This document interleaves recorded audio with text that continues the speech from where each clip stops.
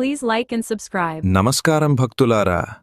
అయోధ్య మందిరపు ముంగిట నుండి మీ రాముడు మాట్లాడుతున్నాను. నువ్వు ఎందుకు భయపడుతున్నావు? ఎందుకు నీ లక్ష్యాన్ని వదిలేసి నిరాశలో ఉన్నావు? గుర్తుంచుకో, నేను రాజకుమారుడిని అయినా అడవులకు వెళ్ళినప్పుడు నా వెంట ఏ సైన్యం లేదు. కాని నా దగ్గర సత్యం ఉంది, ధర్మముంది, అన్నిటికీ మించి పోరాడే ధైర్యముంది. జీవితమంటే కేవలం సుఖం కాదు. ఎదురుదెబ్బలు తగిలినప్పుడే నీలోని అసలైన శక్తి బయటకు వస్తుంది.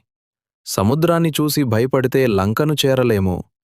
అడ్డంకులను చూసి ఆగిపోతే, విజయాలను చూసి ఆగిపోతే విజయాన్ని అందుకోలేము. నీ మనసులో నన్ను నిలుపుకో. భయాన్ని వదిలేయ్. నువ్వు చేసే ప్రతి పనిలో నీతి ఉంటే విజయం నీ వెంటే ఉంటుంది. ముందడుగు వేయ్. నీ కష్టంలో నేనున్నాను.